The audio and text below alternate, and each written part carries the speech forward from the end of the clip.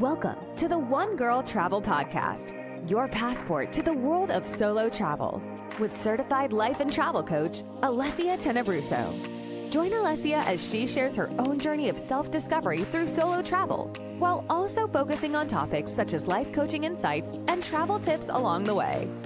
Now, here's your host, Alessia Tenebruso. Welcome to the One Girl Travel Podcast, episode number 105. I'm back. I'm excited to be here. I love the podcast because I feel like we're having a conversation. It's as if we're on the phone, we're yapping together, and I just get to share like unfiltered, uncurated conversation with you. And something that came up recently was that it's assumed pretty much when people meet me, they think that I was always very outgoing, very friendly, very extroverted. And that couldn't be further from the truth. Growing up, I was the most shy, quiet kid ever. I barely spoke above a whisper. Very, very quiet. And it was always until I got comfortable with somebody, then I would open up. Then I would show my personality more. But when I began solo traveling and I want to meet new people, that really pushed me outside my comfort zone to just go all in and put myself out there, to introduce myself to new people, to start conversations with new people. And I was not comfortable with it at all. But I knew if I wanted to make friends, if I wanted to be social, I had to do it, right? And this comes up a lot with people when they're like, I don't know how to approach people. I feel uncomfortable talking to people I don't know. I feel uncomfortable starting conversations. I feel comfortable going places by myself. It comes up all the time in conversations I have. And that's why I love solo travel, because it forces you outside your comfort zone to do the things that you normally wouldn't do. But if you don't do it, then there's consequences of maybe being bored or being lonely or not having as good of a time, whatever it is. So I was recently at an event and that came up where the person I was talking to was like, I feel like I'd be so bored by myself if I traveled by myself. I'm like, there's no reason to be bored. One, because you should be your own best friend. That's the work that you have to do. It's inner work. It's mindset work where you actually become your own best friend, where you love your company. You don't need anybody else because you are a great time on your own and you know it. So that's a podcast for a different day. But two is just being open to meeting new people, making yourself vulnerable and introduce yourself and start a conversation with somebody you don't know. And it's practice. A few years ago, even when I would walk down the sidewalk, making eye contact with somebody was very uncomfortable. I would avoid eye contact all the time. I would avoid it. If somebody was walking towards me, I would divert my eyes. I did not want to look at them. I think in some way, I thought if I don't look at them, they can't see me.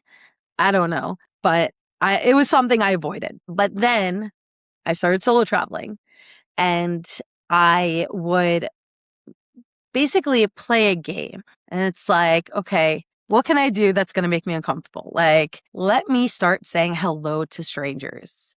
And I would do that. And I would just say hello or bonjour, it depends on where I am. But I would look people in the eye. I would smile and I would greet them. And then I started applying it at home when I would take walks around my neighborhood.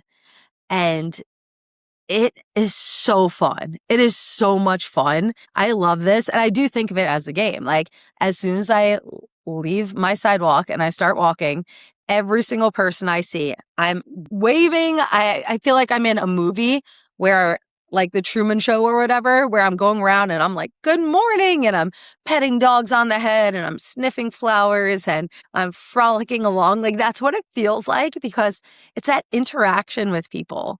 And I would just greet everybody I saw, everybody. And it became really fun. It's just a way, like a simple way to enhancing your everyday, your activities, your just your interactions when you make it fun. And it's like, okay, if they don't greet me back, I kind of think it's funny because like I'm looking at them like dead in the eyes, like, good morning, making them see me, right? I went from avoiding people so they didn't see me to me directly approaching them and saying good morning. And if they don't acknowledge me, then I just kind of laugh to myself. I'm like, oh, that's funny. Like, okay, I guess they're uncomfortable. Whatever it is, I don't know. You don't know what other people are thinking or doing. But like for me, it's like, okay, I'm going to do this. I'm going to do it anyway. And because of all my time traveling by myself and being open to meeting new people, I can literally go anywhere and meet people. I will talk to anyone now. I don't care. It doesn't faze me to go to a party by myself where I don't know anybody. It doesn't faze me to go up to somebody and start a conversation or compliment somebody. That's actually my favorite way of meeting new people, is to give a genuine compliment, because that starts a conversation. And I want to acknowledge how I feel about somebody, where like, oh my God, I love your outfit. I love your earrings. Oh, your hair looks amazing. Your perfume smells amazing. Like whatever it is, I will give compliments out. And they're all genuine compliments. But I feel like it's such a great way to break the ice and to just start talking to somebody. And then, of course, you're going to like assess the vibes. You can tell if somebody's not interested in having conversation with you. And if that's the case, you just move on. It is nothing personal. It doesn't matter. Like in my head, it's like, okay, it's their loss. They don't want to be my friend. No problem. But the majority of people that I would go up to and have conversations with, they were just open to it, and it doesn't feel forced, and you never know who you're going to meet, especially when you're traveling. I think traveling is the best time to just start conversations with people you don't know, because everyone's in a good mood. Like on a cruise, I will leave a cruise ship at the end of the trip, and I would say 60% of the people on board know who I am, because I probably had a conversation with them. And I think it is so much fun. It's just like smile and walk and say hello and have conversations with people from all over the world. It's really fun. So if you are considering taking a solo trip, but you're uncomfortable talking to people you don't know or starting conversations, or maybe you don't even want to solo travel, but you want to start doing things by yourself, this is all a part of it. Getting comfortable speaking to strangers is basically like a workout. You need to start practicing. You need to put in the reps so you can start getting comfortable doing it. But you're not going to be comfortable at first. Like I'll guarantee you, if you don't talk to strangers now, it is not going to be comfortable the first few times you approach people. But the more you do it, the easier it's going to get, the more fun it's going to be, especially when you start meeting new people. And it will change your life. It really will, because I'm at the point, and I've been at this point for quite some time, where I can literally do anything, go anywhere, and be happy and have fun and never feel lonely, because there are people all around you that are willing to have conversations, that are willing to share their stories, that want to share experiences. And you just have to be open to it. And if you are uncomfortable approaching people, I just want to give you a few tips that I personally have used that I found really help. The first thing is body language, right? You cannot have your arms crossed with your head in your phone and ear pods in and expect somebody to talk to you. That's not going to happen, because every single sign you're giving them is that you don't want to be bothered. So you have to put the phone down, close the book, take out your headphones, and actually smile and look around. Like, be present, because that's how the conversations happen. Somebody's not going to tap you on your shoulder when they see you have headphones on and you're reading a book. So you have to show your body language to reflect that you are open to conversation.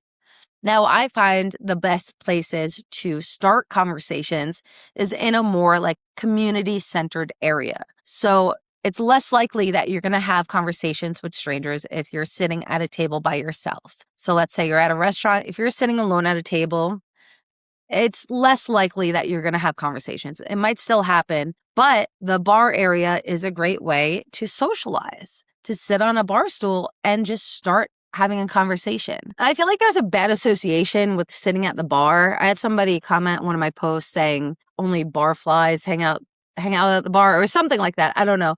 But everything doesn't have to be about a pickup. Like, you're not trying to, pick up somebody. You're just trying to have a conversation. And if it's interpreted differently than the energy you're putting out there, then you can just move on. Then that person's not the right person to have conversations with. But I think it is perfectly acceptable to sit at a bar and have a conversation, whether with the bartender or the patrons sitting at the bar. It's a social place, especially if you're at the airport. Do you know how many people I have met and had conversations with, exchanged information with, just sitting at the bar at the airport? That is literally like, you want to not feel lonely, you sit at a bar at the airport because you will make friends immediately. Every single time, I have always met somebody sitting at the bar at the airport. And it's just putting yourself in these places where there's more opportunity to have conversations. I also think that tours and excursions are also a great way to meet new people and have conversations and to initiate the conversations because you're already doing a shared experience, right? So let's say you're in Scotland and you're doing a tour of the castle and you're with the people, you don't know anyone on the tour, you can easily start a conversation like, is this your first time in Scotland? What has been your favorite thing you've seen so far? Do you have any recommendations? What do you think of this tour? What do you think of the castle? Can you take my picture? Like, there's so many icebreakers that you can do because you're on a shared experience with somebody else. And you can ask them their input. You can ask them for their referrals, whatever it is. And it's a genuine connection and a genuine conversation that doesn't feel forced and it feels very easy. So if you want to go to, locally, maybe you want to do a cooking class, a language class, a new sport, those are all great ways to just start conversations with, have you ever done this before? And is there somewhere you can recommend? Where are you from? Like, there's just all these easy openers that you can do when you're having a shared experience. And then my last tip is just make it a game. Make it fun. When we force ourselves to do things that we're uncomfortable with, it doesn't feel good, right? We don't want to be forcing ourselves to do things that make us uncomfortable. But if we can change the feeling around it to something that's enjoyable, to something that's fun, and you're also seeing results from it, then it changes everything. So when you make it a game to be like, I'm going to look into the eye of every person I pass and smile and say good morning. Like, when you get the reactions back, it's fun. And then even when you don't get the reactions, it's just funny. So like, don't make it personal. Just practice. You're practicing greeting people. There's literally nothing that you're losing from this. You're just gaining the confidence to do it more often. And the more you do it and the more that you can have conversations with people, I just feel like it opens up so much. It opens up new people, new opportunities, new connections. You never know what's going to come from it. And meeting new people is probably, I would say it's top 3 of my favorite things about solo travel. It's just meeting new people. I love sharing experiences with new people.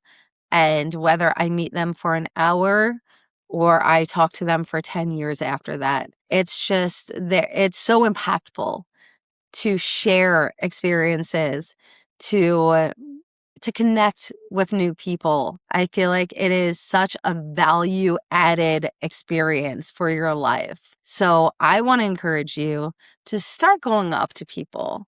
Say hello, make eye contact, start a conversation, and just don't take it personally. Just practice the art of meeting new people. And when you do this, be sure to, tag me, write to me, send me a DM, whatever it is, because I want to hear about your experience doing it.